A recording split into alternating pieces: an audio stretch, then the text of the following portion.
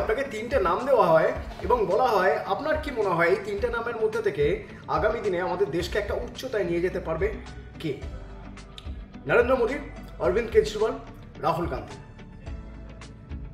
আসলে ঠিক এই প্রশ্নটাই এক সংবাদ মাধ্যম সৈফ আলী খানকে করেছিল। হ্যাঁ, অভিনেতা সৈফ আলী খান, তার কাছে যখন এই প্রশ্নটা আসে তখন তিনি তিনজনকেই সমান গুরুত্ব দিচ্ছেন। ভেবে দেখুন, তিনজন মানে নরেন্দ্র মোদী, অরবিন্দ কেজরিওয়াল, রাহুল গান্ধী, তিনজনকেই সমান গুরুত্ব দিচ্ছেন, বরং কিছু মার্কস বেশি দিচ্ছেন, গ্রেস মার্কস দিচ্ছেন রাহুল গান্ধীকে। কেন? সে প্রসঙ্গে আসবো, তবে তার আগে আমরা বরং একবার দেখে নিই যে গত কয়েক বছর ধরে রাহুল গান্ধী কতটা প্রাসঙ্গিক হয়ে উঠেছে। শুরুটা করতে হবে একদম পাপ্পু থেকে। ভেবে দেখুন, রাহুল গান্ধী রাজনীতিতে যাকে বলা হচ্ছিল বিগ জিরো, রাজনীতিতে যাকে বলা হচ্ছিল একেবারেই শিক্ষানবিশ, সেই রাহুল গান্ধী পাপ্পু তকমা দিয়ে দেওয়া হয়েছিল। বিজেপি এবং বিজেপির শরিক দলগুলি তকমা দিয়ে দিয়েছিল পাপ্পু। রাহুল গান্ধী নেতৃত্ব দিচ্ছেন, নেতৃত্ব দিয়ে কোথায় পৌঁছলেন না 2019-এ দেখা গেল মাত্র 52টা সিট পেয়েছে কংগ্রেস। সেই 52 কোন জাদু বলে প্রায় সেঞ্চুরির কাছাকাছি চলে গেল পরের 5 বছরে।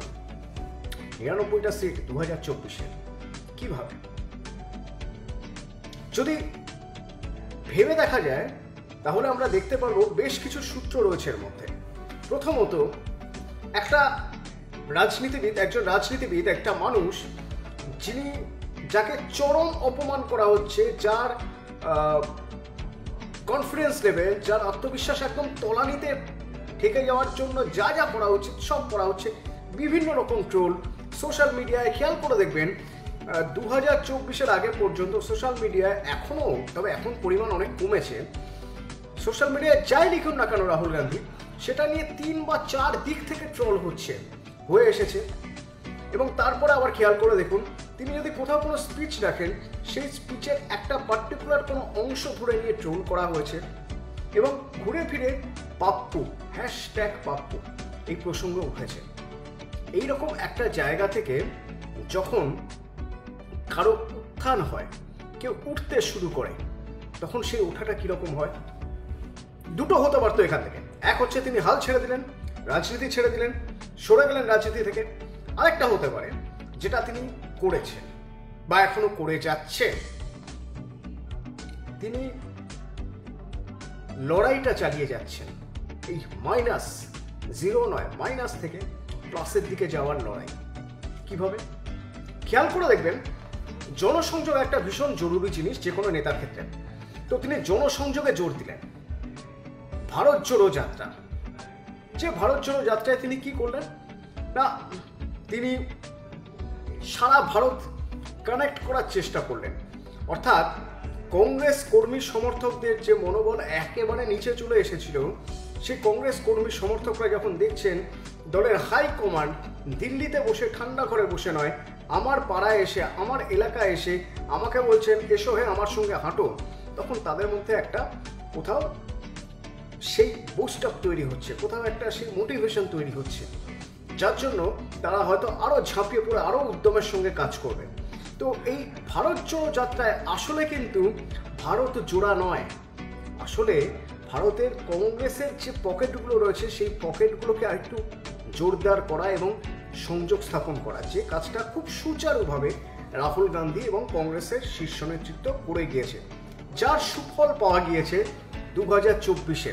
আরেকটু পিছুই 2024-এর আগে যে কটা বিধানসভা নির্বাচন হয়েছে, সেই বিধানসভা নির্বাচনেও অত্যন্ত ভালোভাবে কংগ্রেস দেখিয়ে দিয়েছে যে হ্যাঁ, একেবারে ধুলোয় মিশে যাওয়া কংগ্রেস স্ট্যাম্প হয়ে যাবে, পোস্টাল স্ট্যাম্প হয়ে গেছে বা প্ল্যাকার্ডে ঝুলবে কংগ্রেস, এরকম একটা জায়গায় চলে যাওয়ার পরিস্থিতি কিন্তু এখন নেই।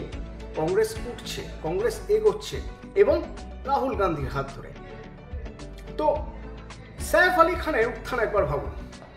একটা সময় সৈফ আলী খান ছবি তো পাচ্ছিলেন, কিন্তু ছবি পাওয়ার পরেও কোথাও যেন সেই রকম কোনো রোল তিনি পাচ্ছিলেন না যে রোল তার পাওয়া উচিত।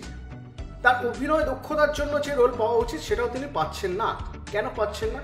তার কারণ তার ফিচার, তাকে যেরকম দেখতে, তার যে অ্যাটিটিউড, তার যে লুকস, সেই লুকস কোথাও বোধহয় একটা ধাক্কা খাচ্ছিল।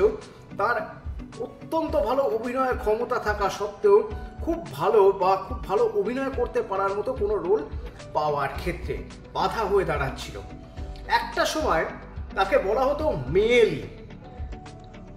হ্যাঁ, অবশ্যই যারা হিন্দি ছবি নিয়ে চর্চা করেন তারা খুব ভালো করেই জানেন একটা সময় সাইফ আলি খানকে প্রায় বাতিল করে দিতে চেয়েছিলেন পরিচালক প্রযোজকরা, যে মেয়েলি হিরো বলে। সেই জায়গা থেকে সাইফ আলি খানের ওঠা কিভাবে? রহনা হ্যায় তেরে দিল মে, দিল চাহতা হ্যায়, আস্তে আস্তে আস্তে আস্তে ওমকারা, সেখানে ভিলেনের রোল। সেই ভিলেনের রোলে অসম্ভব ভালো একটা চরিত্র, ল্যাংড়া ত্যাগী। সেই ল্যাংড়া ত্যাগী রোল যখন তিনি করছেন তখন তার বাচনভঙ্গি, তার ডেলিভার তখন সবার নজরে পড়তে শুরু করলো। এই যে একদম জিরো হয়ে যাওয়া, বাতিল হয়ে যাওয়া, সেখান থেকে ফিরে আসা, সেই ফিরে আসা বোধহয় সাইফ আলি খানকে এখনো নাড়া দেয়। আর সেজন্যই যখন তিনি নরেন্দ্র মোদীর কথা বলছেন ইন্টারভিউতে, যখন তিনি অরবিন্দ কেজরিওয়ালের কথা বলছেন, তিনি রাহুল গান্ধীর কথা বলছেন, ওই একই সূত্র ধরে যে একেবারে জিরোতে, মাটিতে মিশে যাওয়ার অবস্থা থেকে ফিরে আসা, উত্থান, এটা একটা বড় ব্যাপার। আর এটা করতে পারা সম্ভব হয় তখনই যখন কেউ সমালোচনা নিতে পারেন। সমালোচনা যদি কেউ নিতে পারে, অপমান যদি কেউ নিতে পারে, দিনের পর দিন সেগুলো সহ্য করার পর সেটার পাল্টা দেওয়ার মতো প্ল্যাটফর্ম খুঁজতে থাকে এবং সময় এলে পাল্টা দেয়, তাহলে তিনি জিততে পারেন বলেই সাইফ আলি খান বিশ্বাস করেন। না সেই জন্যই রাহুল গান্ধী প্রসঙ্গ উঠে আসছে এবং তিনি রাহুল গান্ধীর কথা বলছেন যে রাহুল গান্ধীর এই সাহসকে তিনি স্যালুট করেন, রাহুল গান্ধীর এই আত্মবিশ্বাসকে তিনি স্যালুট করেন। যেখানে তাকে তার সমালোচকরা ঠেলে ফেলে দিয়েছিলেন, সেই খাদের কিনারা থেকে তিনি আবার যে ঘুরে দাঁড়িয়েছেন, সেটাই হয়তো একটা বড় ব্যাপার বলে মনে করছেন সাইফ আলি খান। তবে শুধু সাইফ আলি খান প্রসঙ্গ নয়, রাহুল গান্ধী প্রসঙ্গে এত কথা বলার কারণ একটাই, কারণ এটা বোধহয় সাইফ আলি খান শুধু নন।